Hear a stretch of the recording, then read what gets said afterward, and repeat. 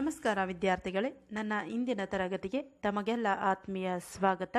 ಈ ತರಗತಿಯಲ್ಲಿ 10ನೇ ತರಗತಿಯ ತೃತೀಯ ಭಾಷೆ ಪಠ್ಯಪುಸ್ತಕದಿಂದ ಆಯ್ದಂತಹ 11ನೆಯ ಗದ್ಯಪಾಠ ನನ್ನ ಪುಸ್ತಕ ಪ್ರಪಂಚ. ಗದ್ಯಪಾಠವನ್ನು ರಚನೆ ಮಾಡಿರುವಂತಹ ಕೃತಿಕಾರರು ಬೀಚಿ. ಮೊದಲಿಗೆ ಗದ್ಯಪಾಠದ ಪ್ರವೇಶ, ಕೃತಿಕಾರರ ಪರಿಚಯವನ್ನು ನೋಡುವುದರ ಮೂಲಕ, ಗದ್ಯಪಾಠವನ್ನು ಓದುವುದರ ಮೂಲಕ ಸಾರಾಂಶವನ್ನು ಕೂಡ ತಿಳಿದುಕೊಳ್ಳೋಣ.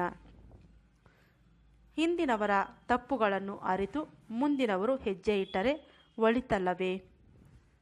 ಹಳಬರ ಬಾಳು ಹೊಸ ಜೀವ ಸಸಿಗೆ ಗೊಬ್ಬರವಿದ್ದಂತೆ. ಪ್ರತಿಯೊಬ್ಬರ ಬಾಳಿನ ಕಥೆಯು ಒಂದು ಅತ್ಯುತ್ತಮ ಚರಿತ್ರೆಯಾಗುತ್ತದೆ. ಜೀವನ ಚರಿತ್ರೆ ಮತ್ತು ಆತ್ಮಕಥೆಗಳು ಜೀವನಾನುಭವಗಳನ್ನು ಮುಂದಿನ ಪೀಳಿಗೆಗೆ ರವಾನಿಸುತ್ತವೆ. ಬರೆಯುವ ಹದವನ್ನು ಬಲ್ಲವರಿಗೆ ಬಾಳೆ ಒಂದು ಕಲೆ. ಅದನ್ನು ಬರಹದಲ್ಲಿ ಮೂಡಿಸುವುದು ಕುಸುರಿಯ ಕೆಲಸದಂತೆ ಸೂಕ್ಷ್ಮವಾದದ್ದು. ಹಾಸ್ಯ ಸಾಹಿತಿ ಬೀಚಿ ಅವರ ಆತ್ಮಕಥೆಯ ಈ ತುಣುಕಿನಲ್ಲಿ ಕೆಲವು ಸಂದೇಶಗಳು ಇವೆ. ಉತ್ತಮ ಪುಸ್ತಕಗಳು ತಪ್ಪು ಕಲ್ಪನೆಗಳನ್ನು ಹೋಗಲಾಡಿಸಿ ಜೀವನದ ಮೇಲೆ ಪ್ರಭಾವ ಬೀರುತ್ತವೆ. ಜೀವನ ದೃಷ್ಟಿಯನ್ನು ಬದಲಿಸುವ ಸಾಮರ್ಥ್ಯ ಹೊಂದಿವೆ. ಒಳ್ಳೆಯ ಕೃತಿಗಳು ಮನುಷ್ಯನ ಏಳಿಗೆಗೆ ಸಹಾಯಕವಾಗುತ್ತವೆ. ಜ್ಞಾನದ ಹರವನ್ನು ಹೆಚ್ಚಿಸುತ್ತವೆ ಎಂಬ ಸಂದೇಶವನ್ನು ಪ್ರಸ್ತುತ ಲೇಖನವು ಪ್ರಸ್ತುತಪಡಿಸುತ್ತದೆ ಮತ್ತು ಸಾರುತ್ತದೆ ಕೂಡ. ಅಂದರೆ ಹಿಂದಿನವರ ತಪ್ಪುಗಳನ್ನು ಅರಿತು ಮುಂದಿನವರು ಹೆಜ್ಜೆ ಇಟ್ಟರೆ ಒಳ್ಳೆಯದಾಗುತ್ತದೆ. ಹಳಬರ ಬಾಳು ಅಂದರೆ ನಮ್ಮ ಹಿರಿಯರ ಬಾಳು ಹೊಸ ಜೀವ ಸಸಿಗೆ ಗೊಬ್ಬರ ಇದ್ದಂತೆ. ಅಂದರೆ ಅವರಿಂದ ನಾವು ಕಲಿಯಬೇಕಾದದ್ದು ತುಂಬ ವಿಚಾರಗಳು ಇರುತ್ತವೆ. ಅವುಗಳನ್ನು ತಿಳಿದು ನಾವು ನಡೆದುಕೊಳ್ಳಬೇಕು ಎಂಬುದಾಗಿದೆ ಸಾಲುಗಳ ಅರ್ಥ. ಪ್ರತಿಯೊಬ್ಬರ ಬಾಳಿನ ಕಥೆಯೂ ಕೂಡ ಒಂದು ಅತ್ಯುತ್ತಮ ಚರಿತ್ರೆಯಾಗುತ್ತದೆ. ಜೀವನ ಚರಿತ್ರೆ ಮತ್ತು ಆತ್ಮಕಥೆಗಳು ಜೀವನದ ಅನುಭವಗಳನ್ನು ಮುಂದಿನ ಪೀಳಿಗೆಗೆ ಅಂದರೆ ಮುಂದಿನ ಜನರೇಷನ್ಗೆ ರವಾನಿಸುತ್ತವೆ. ಬರೆಯುವ ಹದವನ್ನು ಬಲ್ಲವರಿಗೆ ಬಾಳೆ ಒಂದು ಕಲೆ ಆಗಿರುತ್ತದೆ. ಒಂದು ಜೀವನವೇ ಒಂದು ಕಲೆ ಆಗುತ್ತದೆ. ಅದನ್ನು ಬರಹದಲ್ಲಿ ಮೂಡಿಸುವುದು ಕುಸುರಿಯ ಕೆಲಸದಂತೆ. ಕುಸುರಿಯ ಕೆಲಸ ಎಂದಾಗ ಅದು ನಯ ನಾಜೂಕಿನಿಂದ ಕೂಡಿದಂತಹ ಕೆಲಸವಾಗಿರುತ್ತದೆ, ಸೂಕ್ಷ್ಮವಾಗಿರುತ್ತದೆ. ಹಾಸ್ಯ ಸಾಹಿತಿ ಬೀಚಿ ಅವರ ಆತ್ಮಕಥೆಯ ಈ ಒಂದು ಗದ್ಯಪಾಠದಲ್ಲಿ ಕೆಲವು ಸಂದೇಶಗಳನ್ನು ನಮಗೆ ನೀಡುತ್ತದೆ. ಅಂದರೆ ಉತ್ತಮ ಪುಸ್ತಕಗಳು ತಪ್ಪು ಕಲ್ಪನೆಗಳನ್ನು ಹೋಗಲಾಡಿಸಿ ಜೀವನದ ಮೇಲೆ ಪ್ರಭಾವವನ್ನು ಬೀರುತ್ತವೆ. ಜೀವನದ ದೃಷ್ಟಿಯನ್ನು ಬದಲಿಸುವ ಸಾಮರ್ಥ್ಯವನ್ನು ಹೊಂದಿರುತ್ತವೆ. ಒಳ್ಳೆಯ ಕೃತಿಗಳು, ಒಳ್ಳೆಯ ಪುಸ್ತಕಗಳು ಮನುಷ್ಯನ ಏಳಿಗೆಗೆ ಸಹಾಯಕವಾಗುತ್ತವೆ.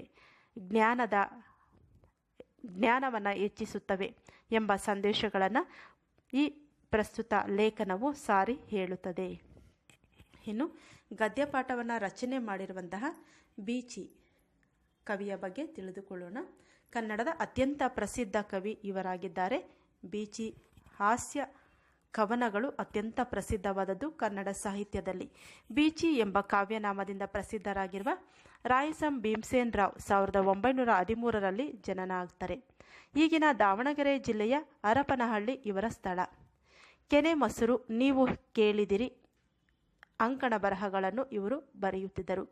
11ನೆಯ ಅವತಾರ, ಸೈಕಾಲಜಿಸ್ಟ್, ಸಾರಂಗಪಾಣಿ ನಾಟಕಗಳನ್ನು, ಬೆಳ್ಳಿ ತಿಮ್ಮ, 108 ಹೇಳಿದ, ಅಂದನ ತಿಮ್ಮ ಕವನ ಸಂಕಲನಗಳನ್ನು, ತಿಮ್ಮನ ತಲೆ, ಕನ್ನಡ ಎಮ್ಮೆ ಹಾಸ್ಯ ಕೃತಿಗಳನ್ನು, ಸಂಪನ್ನರಿದ್ದಾರೆ ಎಚ್ಚರಿಕೆ, ಸಾಹುಕಾರ ಸುಬ್ಬಮ್ಮ ಇವು ಇವರ ಸಣ್ಣ ಕಥೆಗಳು. ಸಂಪನ್ನರಿದ್ದಾರೆ ಎಚ್ಚರಿಕೆ, ಸಾಹುಕಾರ ಸುಬ್ಬಮ್ಮ ಇವರ ಸಣ್ಣ ಕಥೆಗಳು ಇವು ಅವರ ಕೃತಿಗಳಾಗಿದ್ದರೆ, ಪ್ರಸ್ತುತ ನನ್ನ ಪುಸ್ತಕ ಪ್ರಪಂಚ ಗದ್ಯಭಾಗವನ್ನು ಬೀಚಿಯವರ ನನ್ನ ಬಯೋಗ್ರಫಿ ಎಂಬ ಆತ್ಮಚರಿತ್ರೆಯಿಂದ ಆಯ್ಕೆ ಮಾಡಿಕೊಳ್ಳಲಾಗಿದೆ. ಗಮನಿಸಿ ವಿದ್ಯಾರ್ಥಿಗಳೇ, ಪ್ರಮುಖವಾಗಿ ನೀವು ಇಲ್ಲಿ ಗಮನಿಸಬೇಕಾದದ್ದು ಬೀಚಿಯವರ ಕಾವ್ಯನಾಮ ಯಾವುದು. ಬೀಚಿ ಕಾವ್ಯನಾಮದ ಪೂರ್ತಿ ಹೆಸರು ಏನು ಅಂದರೆ ರಾಯಸಂ ಭೀಮಸೇನ್ ರವರ ಕಾವ್ಯನಾಮ ಬೀಚಿ.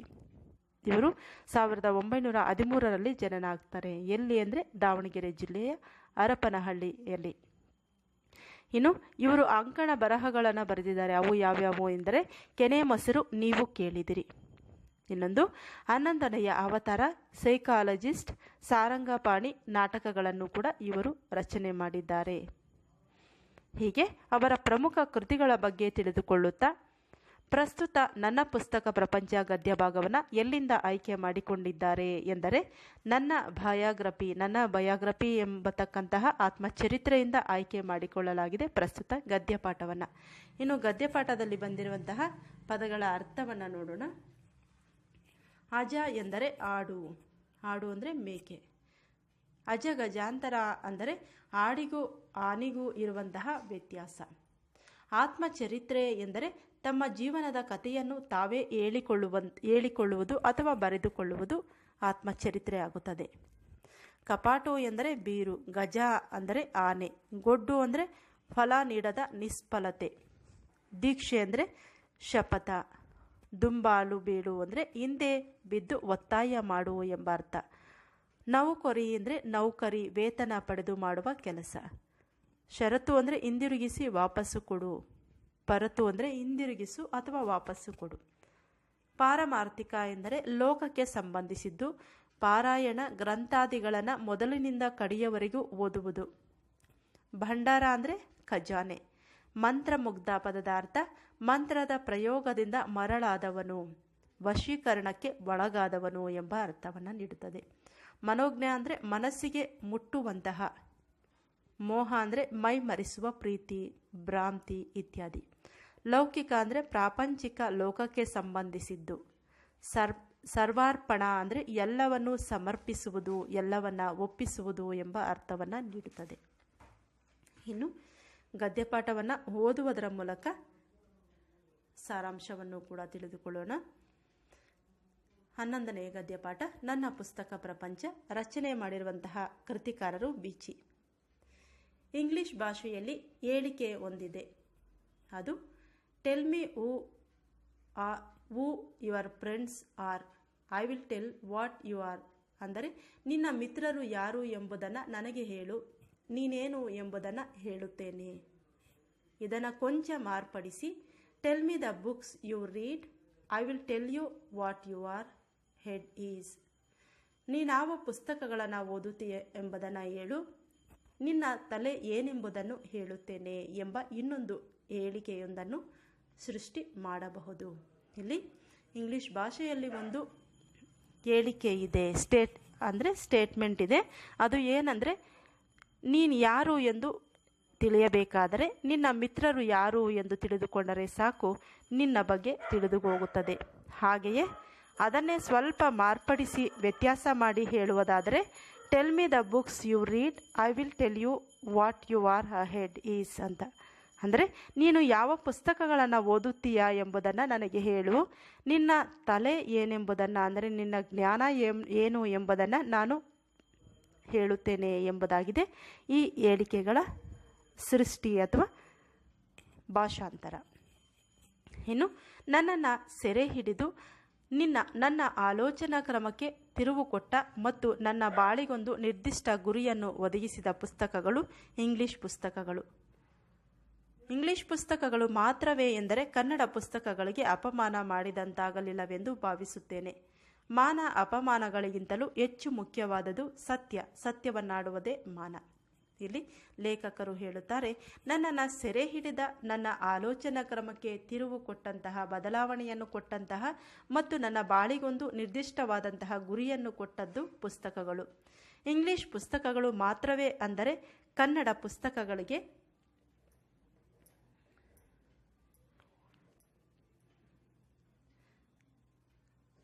ಪುಸ್ತಕಗಳಿಗೆ ಅಪಮಾನ ಆಗಲಿಲ್ಲವೆಂದು ಭಾವಿಸುತ್ತೇನೆ. ಮಾನ ಅಪಮಾನಗಳಿಗಿಂತ ಹೆಚ್ಚು ಮುಖ್ಯವಾದದ್ದು ಯಾವುದು ಎಂದರೆ ಸತ್ಯವನ್ನು ನುಡಿಯುವುದು, ಅದೇ ಮಾನವಾಗುತ್ತದೆ ಎಂಬುದಾಗಿ ಹೇಳುತ್ತಾರೆ. ಮುಂದುವರಿಯುತ್ತಾ, ನನ್ನ ಆತ್ಮಚರಿತ್ರೆಯಲ್ಲಿ ಈ ಪ್ರಕರಣವನ್ನು ಬರೆಯಲೇಬೇಕು. ನನ್ನ ಆತ್ಮಚರಿತ್ರೆಯಲ್ಲಿ ಎಂದರೆ ನನ್ನ ಒಂದು ಆಟೋಬಯೋಗ್ರಫಿಯಲ್ಲಿ ಈ ಒಂದು ಘಟನೆಯನ್ನು, ಈ ಒಂದು ಇನ್ಸಿಡೆಂಟನ್ನು, ಈ ಒಂದು ಪ್ರಕರಣವನ್ನು ಬರೆಯಲೇಬೇಕು. ಅದು ಏನೆಂದರೆ ನನ್ನ ಪ್ರಪಂಚದ ಬಹುದೊಡ್ಡ ಮತ್ತು ಅತಿ ಮುಖ್ಯವಾದ ಭಾಗವೇ ಪುಸ್ತಕ ಪ್ರಪಂಚ. ಪುಸ್ತಕ ಪ್ರಪಂಚವಿಲ್ಲದ ನನ್ನ ಪ್ರಪಂಚ ಬರಡು. ಸಹರಾ ಮರುಭೂಮಿ ನನ್ನ ಜೀವಾಳವೇ ಪುಸ್ತಕವಾಗಿರುವಾಗ ಪುಸ್ತಕವಿಲ್ಲದ ಬೀಚಿ ಜೀವವಿಲ್ಲದ ದೇಹವಿದ್ದಂತೆ. ರೆಡಿಮೇಡ್ ಅಂಗಡಿಯ ಮುಂದೆ ಕುಳಿತಿರುವ ಚಂದದ ಬೊಂಬೆಯಂತೆ ಹೈಸ್ಕೂಲಿನಲ್ಲಿದ್ದಾಗ ಓದುವುದೆಂದರೆ ಕೇವಲ ಪಠ್ಯಪುಸ್ತಕವೊಂದನ್ನೇ ಈಗಿನ ವಿದ್ಯಾರ್ಥಿಗಳು ಪುಣ್ಯವಂತರು. ನರ್ಸರಿ ಕ್ಲಾಸಿನಲ್ಲಿಯೇ ಪುಸ್ತಕಕ್ಕೆ ನೋಟ್ಸ್ಗಳಾಗಿವೆ. ಈ ನೋಟ್ಸುಗಳಿಗೆ ಡೈಜೆಸ್ಟ್ ಇದೆ. ಆದರೆ ನಮಗೆ ಪಠ್ಯಪುಸ್ತಕಗಳು ಮಾತ್ರವೇ ಗತಿ. ಪಠ್ಯಪುಸ್ತಕಗಳಲ್ಲದೆ ಬೇರೆ ಥರ ಓದುವುದು ಮನೆಯವರ ದೃಷ್ಟಿಯಲ್ಲಿ ಅಕ್ಷಮ್ಯ ಅಪರಾಧ, ಮಾಸ್ತರ ದೃಷ್ಟಿಯಲ್ಲಿ ಸಮಯ ಹಾಳು. ನಮ್ಮ ಶಾಲೆಯಲ್ಲಿ ಒಂದು ಲೈಬ್ರರಿಯೂ ಇತ್ತು. ಸರಸ್ವತಿ ಪೂಜೆ ದಿನದಂದು ಮಾತ್ರವೇ ನಮಗದರ ದರ್ಶನ.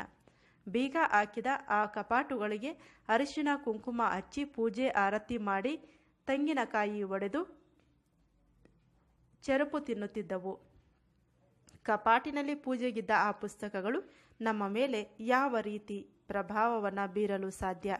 ಇದರಿಂದ ಹೈಸ್ಕೂಲ್ ಮುಗಿಯುವವರೆಗೂ ನನ್ನ ಓದೆಲ್ಲವೂ ಕೇವಲ ಪರೀಕ್ಷೆಯಲ್ಲಿ ತೇರ್ಗಡೆಯಾಗಲಿಕ್ಕೆ ಮಾತ್ರವೇ. ಇಲ್ಲಿ ಲೇಖಕರು ಹೇಳುತ್ತಾರೆ, ನನ್ನ ಆತ್ಮಚರಿತ್ರೆಯಲ್ಲಿ ಒಂದು ಘಟನೆ ನಡೆಯಿತು. ಅದು ಏನು ಎಂದರೆ, ನನ್ನ ಪ್ರಪಂಚದ ಬಹುದೊಡ್ಡ ಮತ್ತು ಅತಿ ಮುಖ್ಯವಾದ ಭಾಗ ಎಂದರೆ ಅದು ಪುಸ್ತಕ ಪ್ರಪಂಚ. ಪುಸ್ತಕ ಪ್ರಪಂಚವಿಲ್ಲದೆ ನನ್ನ ಪ್ರಪಂಚ ಬರಡು ಅಂದರೆ ಮರುಭೂಮಿ. ಸಹರಾ ಮರುಭೂಮಿ ನನ್ನ ಜೀವಾಳವೇ ಪುಸ್ತಕವಾಗಿರುವಾಗ. ಇಲ್ಲಿ ಹೇಳ್ತಾರೆ, ಪುಸ್ತಕಗಳಿಲ್ಲದ ಒಂದು ಜೀವನ ಮರುಭೂಮಿ ಇದ್ದ ಹಾಗೆ. ಅದು ಎಂತಹ ಮರುಭೂಮಿ ಅಂದರೆ ಸಹರಾ ಮರುಭೂಮಿಯಂತಹ ಮರುಭೂಮಿ. ಆದ್ದರಿಂದ ನನ್ನ ಜೀವಾಳ, ನನ್ನ ಜೀವಕ್ಕೆ ಜೀವ ಎಂದರೆ ಪುಸ್ತಕಗಳು. ಪುಸ್ತಕವಿಲ್ಲದ ಬೀಚಿ ಜೀವವಿಲ್ಲದ ದೇಹ ಇದ್ದಂತೆ ಎಂಬುದಾಗಿ ಅವರು ತಮ್ಮ ಬಗ್ಗೆ ಬರೆದುಕೊಳ್ಳುತ್ತಾರೆ. ಅಂದರೆ ಪುಸ್ತಕಗಳಿಲ್ಲದೆ ನನಗೆ ಜೀವವೇ ನಿಲ್ಲುವುದಿಲ್ಲ ಎಂಬುದಾಗಿ. ಇಲ್ಲಿ ರೆಡಿಮೇಡ್ ಅಂಗಡಿಯ ಮುಂದೆ ಕುಳಿತಿರುವ ಚಂದದ ಬೊಂಬೆಯಂತೆ ಇಲ್ಲಿ ಅವರು ಹೈಸ್ಕೂಲಿನ ಒಂದು ಅನುಭವವನ್ನು ಹೇಳ್ತಾ ಇದ್ದಾರೆ. ರೆಡಿಮೇಡ್ ಅಂಗಡಿಯ ಮುಂದೆ ಅಲಂಕಾರವನ್ನು ಮಾಡಿ ಒಂದು ಚಂದವಾದ ಬೊಂಬೆಯನ್ನು ಇಟ್ಟಂತೆ ನಮ್ಮ ಶಾಲೆಯಲ್ಲಿಯೂ ಕೂಡ ಒಂದು ಗ್ರಂಥಾಲಯ ಇತ್ತು. ಕೇವಲ ಪಠ್ಯಪುಸ್ತಕ ಒಂದನ್ನೇ ಈಗಿನ ವಿದ್ಯಾರ್ಥಿಗಳು ಪುಣ್ಯವಂತರು ನರ್ಸರಿ ಕ್ಲಾಸಿನಲ್ಲಿಯೇ ಪುಸ್ತಕಗಳಿಗೆ ನೋಟ್ಸುಗಳನ್ನು ಕೊಡುತ್ತಾರೆ. ಈ ನೋಟ್ಸುಗಳಿಗೆ ಡೈಜೆಸ್ಟ್ಗಳು ಬೇರೆ. ಆದರೆ ನಮಗೆ ಪಠ್ಯಪುಸ್ತಕಗಳು ಮಾತ್ರವೇ ಆಗ ಓದಲಿಕ್ಕೆ ಇದ್ದಂತಹದ್ದು. ಪಠ್ಯಪುಸ್ತಕಗಳಲ್ಲದೆ ಬೇರೆ ಥರ ಪುಸ್ತಕಗಳನ್ನು ಓದುವುದು ಮನೆಯವರ ದೃಷ್ಟಿಯಲ್ಲಿ ತಪ್ಪು, ಅಕ್ಷಮ್ಯ ಅಪರಾಧ ಆಗ್ತಾ ಇತ್ತು.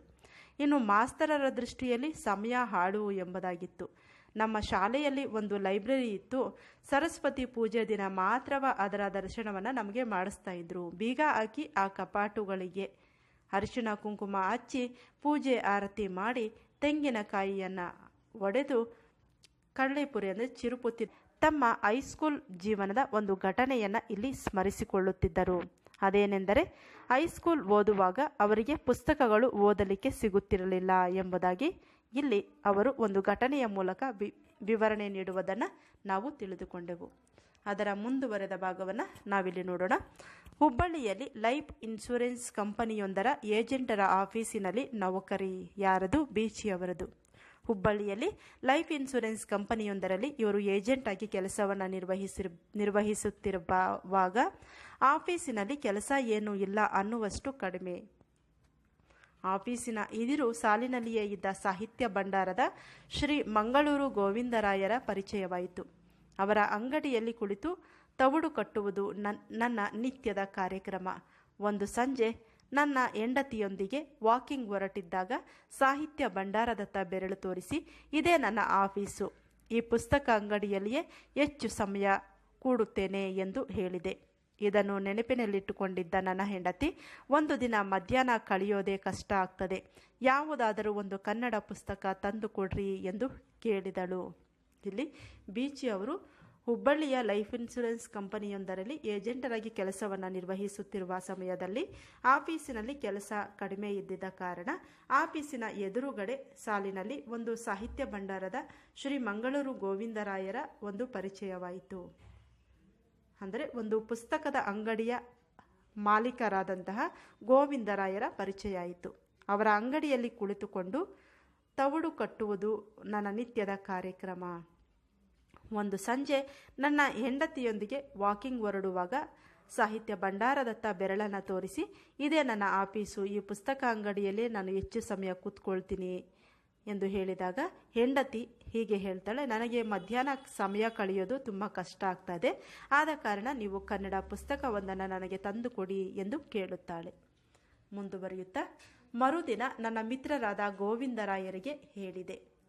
ಅಂದರೆ ತಮ್ಮ ಮಿತ್ರರಾದ ಗೋವಿಂದರಾಯರಿಗೆ ಲೇಖಕರು ಬೀಚಿಯವರು ಹೇಳ್ತಾರೆ, ಒಂದು ಯಾವುದಾರ ನಮ್ಮ ಕನ್ನಡದ ಕತಿ ಬುಕ್ಕಾನಂತ ಕೊಟ್ರಪ್ಪ, ನನ್ನ ಹೆಂಡತಿ ಬಡ್ಕೊಳ್ಳೋಕ್ಕೆ ಹತ್ಯಾಳ, ಆಮೇಲೆ ಷರತ್ತು ತಂದು ಕೊಡ್ತೀನಿ ಅಂತ ಹೇಳ್ತಾರೆ, ಪರತು ತಂದು ಕೊಡ್ತೀನಿ ಅಂತ ಹೇಳ್ತಾರೆ.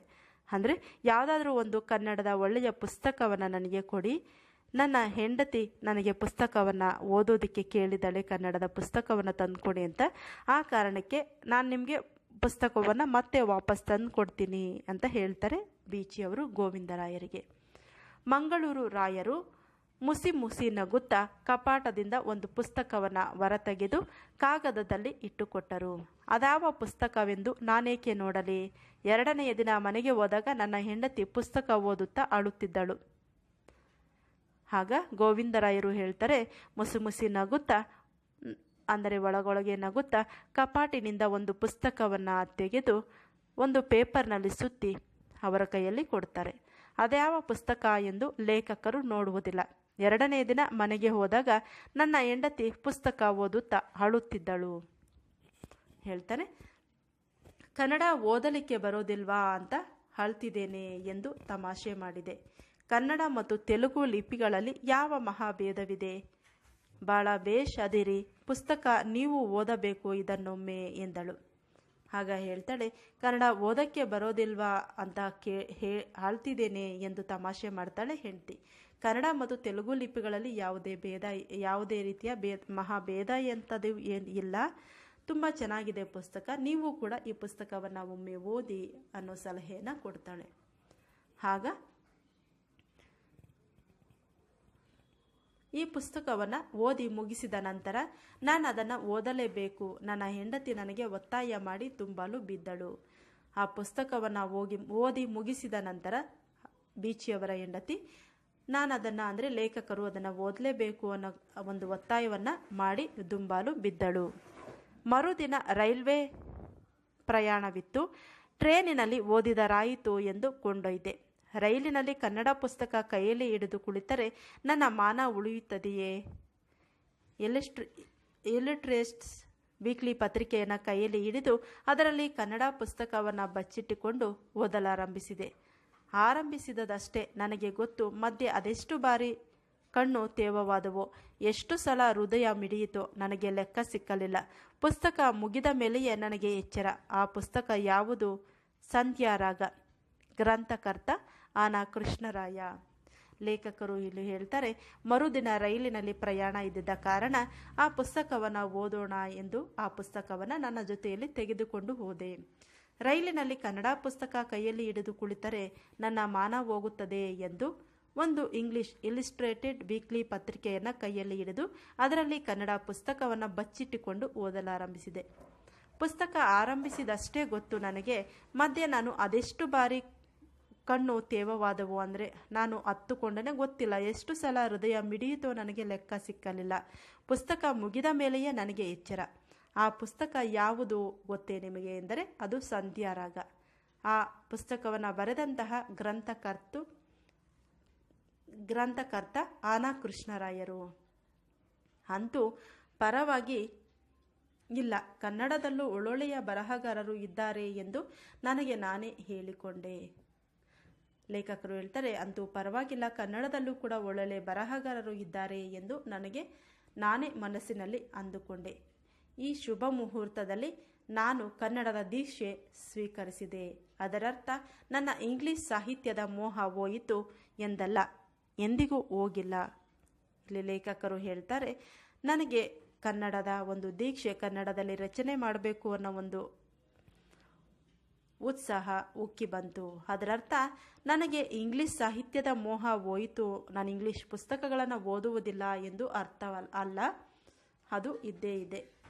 ನಾನಿಂದಿಗೂ ಹೆಚ್ಚಾಗಿ ಓದುವುದೆಲ್ಲವೂ ಕೂಡ ಬರೀ ಇಂಗ್ಲಿಷ್, ಬರೆಯುವುದೆಲ್ಲವೂ ಕೂಡ ಬರೀ ಕನ್ನಡ. ಹೇಳ್ತಾರೆ, ಕೆಲವು ಕಾಲದ ನಂತರ ನನ್ನ ಅಣ್ಣ ಪ್ರೊಫೆಸರ್ ಜಹಗೀರ್ದಾರರು, ಅಂದರೆ ಈಗವರ ಆದ್ಯ ರಂಗಾಚಾರ್ಯ, ವಿಶ್ವಾಮಿತ್ರ ಸೃಷ್ಟಿಯ 2 ಸಂಪುಟಗಳನ್ನು ತಂದುಕೊಟ್ಟು ಅವು ನನ್ನನ್ನು ಬಹುಬೇಗ ಸೆರೆ ಹಿಡಿದವು.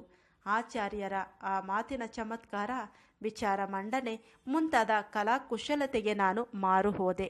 ರಾಯರು ನನ್ನ ಹೃದಯವನ್ನು ಗೆದ್ದರೆ, ಆಚಾರ್ಯರು ನನ್ನ ತಲೆಯನ್ನು ಗೆದ್ದರು. ಕನ್ನಡದ ಈ 2 ಪುಸ್ತಕಗಳು ನನ್ನ ಮೇಲೆ ಅತ್ಯಂತ ಪ್ರಭಾವವನ್ನು ಬೀರಿದವು. ಗಮನಿಸಿ ವಿದ್ಯಾರ್ಥಿಗಳೇ, ಕೆಲವೊಮ್ಮೆ ಪುಸ್ತಕಗಳು ನಮ್ಮ ಮನಸ್ಸಿನ ಮೇಲೆ ಯಾವ ರೀತಿಯ ಪರಿಣಾಮವನ್ನು ಬೀರುತ್ತವೆ, ಅದೇ ರೀತಿಯಾಗಿ ಇಲ್ಲಿ ಕೂಡ ಬೀಚಿಯವರ ಮೇಲೆ ಅತ್ಯಂತ ಪ್ರಭಾವವನ್ನು ಬೀರಿದಂತಹ 2 ಪುಸ್ತಕಗಳು. ಒಂದು ಆನಾ ಕೃಷ್ಣರಾಯರು ಬರೆದಿದ್ದಂತಹ ಪುಸ್ತಕ ಸಂಧ್ಯಾರಾಗ. ಮತ್ತೊಂದು ಅವರ ಅಣ್ಣ ಪ್ರೊಫೆಸರ್ ಜಾಗೀರ್ದಾರರು ವಿಶ್ವಾಮಿತ್ರ ಸೃಷ್ಟಿಯ 2 ಸಂಪುಟಗಳನ್ನು ತಂದುಕೊಟ್ಟಿದ್ದರು. 2 ಪುಸ್ತಕಗಳನ್ನು ತಂದುಕೊಟ್ಟಿದ್ದರು. ಅವು ನನ್ನನ್ನು ಬಹುಬೇಗ ಸೆರೆ ಹಿಡಿದವು. ಆಚಾರ್ಯರ ಆ ಮಾತಿನ ಚಮತ್ಕಾರ, ವಿಚಾರ ಮಂಡನೆ ಮುಂತಾದ ಕಲಾಕುಶಲತೆಗೆ ನಾನು ಸೋತು ಹೋದೆ. ರಾಯರು ನನ್ನ ಹೃದಯವನ್ನು ಗೆದ್ದರೆ, ಆಚಾರ್ಯರು ನನ್ನ ತಲೆಯನ್ನು ಗೆದ್ದರು. ಇಲ್ಲಿ ಹೇಳ್ತಾರೆ, ರಾಯರು ಅಂದರೆ ಆನಾ ಕೃಷ್ಣರಾಯರು ನನ್ನ ಹೃದಯವನ್ನು ಗೆದ್ದರೆ, ಆಚಾರ್ಯರು ಅಂದರೆ ವಿಶ್ವಾಮಿತ್ರ ಸೃಷ್ಟಿಯ ಸಂಪುಟಗಳನ್ನು ರಚನೆ ಮಾಡಿದಂತಹ ಆಚಾರ್ಯರು ನನ್ನ ತಲೆಯನ್ನು ಗೆದ್ದರು. ಈ 2 ಪುಸ್ತಕಗಳು ನನ್ನ ಮೇಲೆ ಅತ್ಯಂತ ಪ್ರಭಾವ ಬೀರಿದವು ಎಂಬುದಾಗಿ ಇಲ್ಲಿ ಲೇಖಕರು ಸ್ಮರಿಸಿಕೊಳ್ಳುತ್ತಾರೆ ತಮ್ಮ ಆತ್ಮಕಥನ ಪುಸ್ತಕದಲ್ಲಿ. ಮುಂದುವರಿಯುತ್ತಾ ಹೇಳುತ್ತಾರೆ, ನನ್ನ ಮೇಲೆ ಅಷ್ಟೇ ಬಲವಾಗಿ ಪ್ರಭಾವ ಬೀರಿದ ಪುಸ್ತಕ ಶ್ರೀ GP ರಾಜರತ್ನಂ ಅವರ ರತ್ನನ ಪದಗಳು. ಅದನ್ನೋದಿದ ನಂತರ ಮಂತ್ರಮುಗ್ಧನಾದೆ. ಲೇಖಕರು ಇಲ್ಲಿ ಹೇಳ್ತಿದ್ದಾರೆ,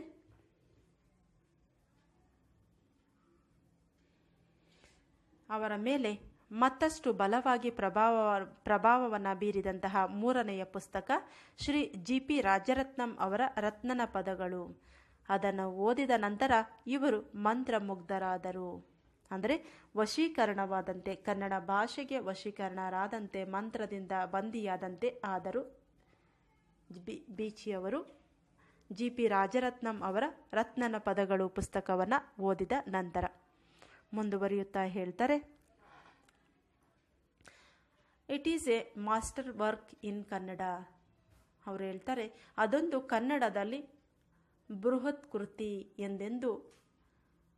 ಎಂದಂದು ನನಗಿಂತಲೂ ಅವರು ಹೆಚ್ಚು ಮೆಚ್ಚುಗೆ ವ್ಯಕ್ತಪಡಿಸಿದರು. ಹೇಳ್ತಾರೆ, ಅದೊಂದು ಕನ್ನಡದಲ್ಲಿ ಬೃಹತ್ ಕೃತಿ, it is A master work in Kannada ಎಂದು ಅವರು ಹೇಳುತ್ತಾ ನನಗಿಂತಲೂ ಅವರು ಹೆಚ್ಚು ಮೆಚ್ಚುಗೆ ವ್ಯಕ್ತಪಡಿಸಿದರು. ರಾಜರತ್ನಂ ಅವರ ರತ್ನನ ಪದಗಳು ನನ್ನ ಮೇಲೆ ಅತ್ಯಂತ ಪ್ರಭಾವ ಬೀರಿದೆ. ಗೆಳೆಯರಾದ ಕಾಳಿಂಗರಾಯರು ಸಭೆಗಳಲ್ಲಿ ಇವನ್ನು ಹಾಡುವಾಗ ನನಗೀಗಲೂ ಮೈ ಪುಳುಕಿತವಾಗುತ್ತದೆ. GP ಅವರು ಇಂತಹ ಸಾಹಿತ್ಯವನ್ನೇ ಮುಂದುವರಿಸದಿದ್ದರೆ ಕನ್ನಡ ಸಾಹಿತ್ಯಕ್ಕೆ ಎಂತಹ ಉಪಕಾರವಾಗುತ್ತಿತ್ತಲ್ಲ ಎಂಬ ಪೇಚಾಟವೂ ಕೂಡ ನನಗೆ ಇದೆ. ರಾಜರತ್ನಂ ಅವರ ರತ್ನನ ಪದಗಳು ನನ್ನ ಮೇಲೆ ಅತ್ಯಂತ ಪ್ರಭಾವವನ್ನು ಬೀರಿದವು ಎಂದು ಬೀಚಿಯವರು ಇಲ್ಲಿ ಹೇಳುತ್ತಾರೆ. ಹಾಗೆಯೇ ತಮ್ಮ ಗೆಳೆಯರಾದಂತಹ ಕಾಳಿಂಗರಾಯರು ಸಭೆಗಳಲ್ಲಿ ಇವನ್ನು ಹಾಡುವಾಗ ನನಗೀಗಲೂ ಕೂಡ ಮೈ ಪುಲಕಿತವಾಗುತ್ತಿತ್ತು, ಮೈ ರೋಮಾಂಚನವಾಗುತ್ತಿತ್ತು. GP ಅವರು ಇಂತಹ ಸಾಹಿತ್ಯವನ್ನೇ ಮುಂದುವರಿಸದಿದ್ದರೆ ಕನ್ನಡ ಸಾಹಿತ್ಯಕ್ಕೆ ಎಂತಹ ಉಪಕಾರವಾಗುತ್ತಿತ್ತಲ್ಲ ಎಂಬ ಪೇಚಾಟವೂ ಕೂಡ ನನಗೆ ಇದೆ ಎನ್ನುತ್ತಾರೆ.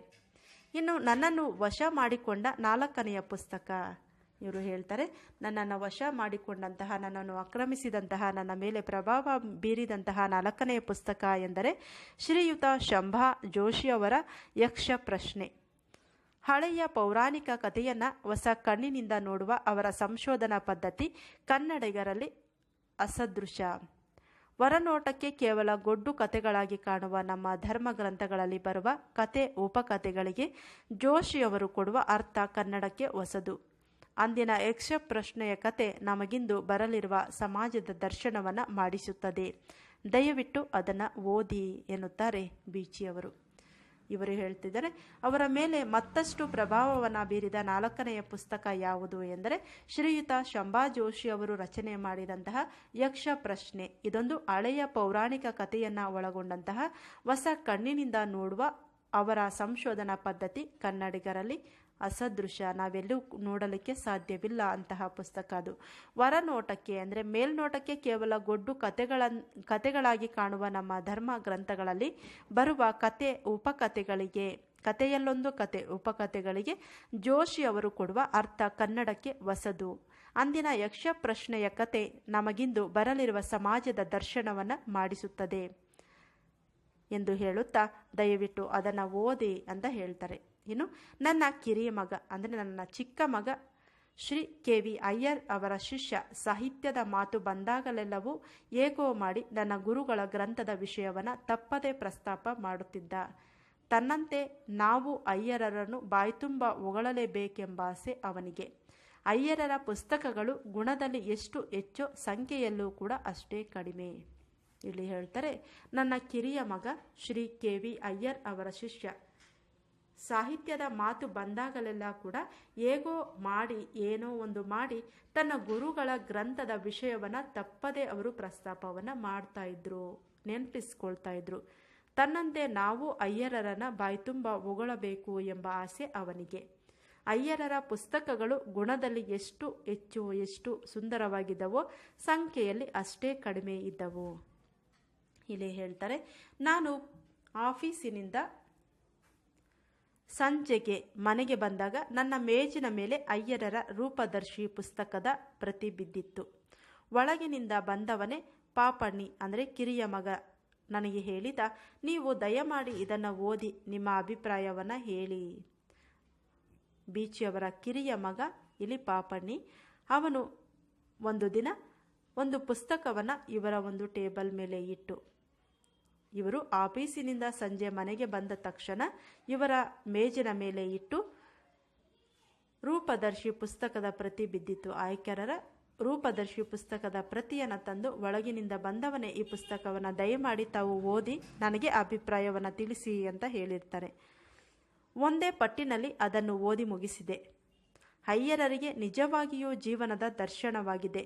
ಮಾನವನ ಬಾಳು ಅಂದರೆ ಏನು ಎಂಬುದನ್ನು ಅರಿಯಬೇಕಾದರೆ ಅಯ್ಯರರ ರೂಪದರ್ಶಿಯನ್ನು ಓದಲೇಬೇಕು.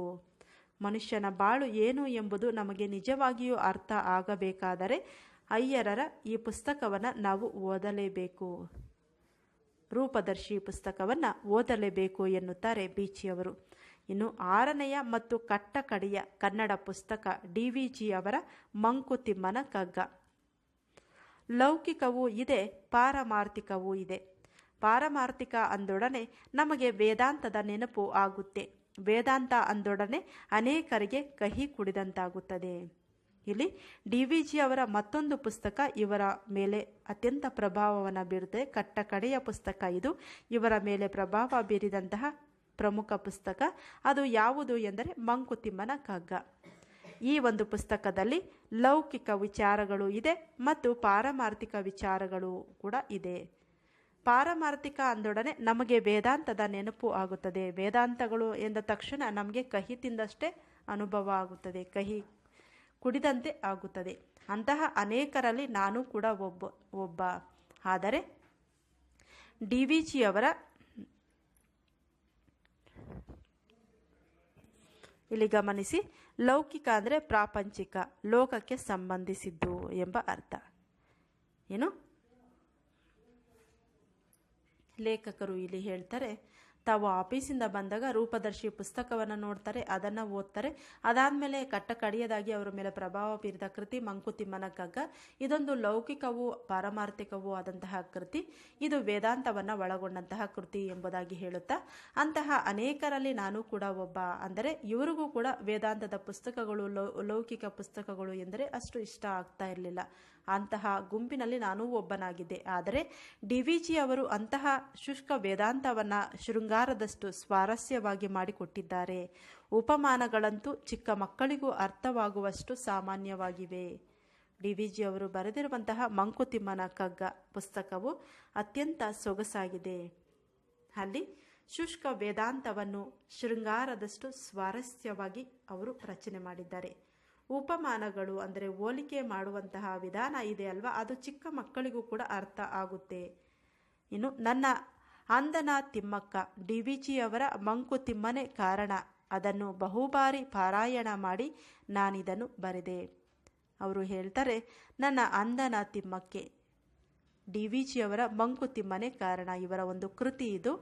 ಈ ಕೃತಿಯನ್ನು ರಚನೆ ಮಾಡಲು ಕಾರಣ ಮಂಕುತಿಮ್ಮನ ಕಗ್ಗವೇ ಕಾರಣ.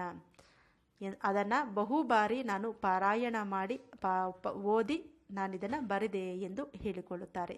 ಇನ್ನು ಸಾಮಾಜಿಕ ಪ್ರಜ್ಞೆ ಸರಕಾರಗಳ ವಿಷಯವನ್ನು ಬಹು ರಸವತ್ತಾಗಿ ಚಿತ್ರಿಸಿದ್ದಾರೆ ಶ್ರೀ ಡಿ ವಿ ಗುಂಡಪ್ಪನವರು. ಅಲ್ಲಿನ ಒಂದು ಸಾಲುಗಳನ್ನು ಇಲ್ಲಿ ಗಮನಿಸಿ. ಸರಕಾರ ಹರಿಗೋಳು ತೆರೆ ಸುಳುಗುತ್ತಿತ್ತು, ಸುರೆ ಕುಡಿದವರು ಕೆಲವರು ಹುಟ್ಟು ಹಾಕುವರು, ಬಿರುಗಾಳಿ ಬೀಸುವುದು, ಜನವೆದ್ದು ಕುಣಿಯುವುದು, ಉರುಳದಿಹದಚ್ಚರಿಯೇ ಮಂಕುತಿಮ್ಮ. ಈ 4 ಸಾಲು ಇಂದಿನ ನಮ್ಮ ರಾಜ್ಯದ ರಾಜಕಾರಣಕ್ಕೆ ಎಷ್ಟು ಚೆನ್ನಾಗಿ ಅನ್ವಯಿಸುತ್ತದೆ ಎಂಬುದನ್ನು ನಾನು ವಿವರಿಸಬೇಕಾಗಿಲ್ಲ. ಇಲ್ಲಿ ಹೇಳ್ತಾರೆ, ಸರಕಾರ ಹರಿಗೋಳು ತೆರೆ ಸುಳಿಗಲತ್ತಿತ್ತು, ಸುರೆ ಕುಡಿದವರು, ಸುರೆ ಅಂದರೆ ಮದ್ಯಪಾನ ಕುಡಿದವರು ಕೆಲವರು ಹುಟ್ಟು ಹಾಕುವರು, ಬಿರುಗಾಳಿ ಬೀಸುವುದು, ಜನವೆದ್ದು ಕುಣಿಯುವುದು, ಉರುಳ ದೇಹದ ಅಚ್ಚರಿಯೋ ಮಂಕುತಿಮ್ಮ. ಆದರೆ ಅವರು ಹೇಳ್ತಾರೆ, ನಮ್ಮ ರಾಜ್ಯದ ರಾಜಕಾರಣಕ್ಕೆ ಎಷ್ಟು ಚೆನ್ನಾಗಿ ಅನ್ವಯಿಸುತ್ತದೆ ಎಂಬುದನ್ನು ಇಲ್ಲಿ ಹೇಳುತ್ತಾರೆ.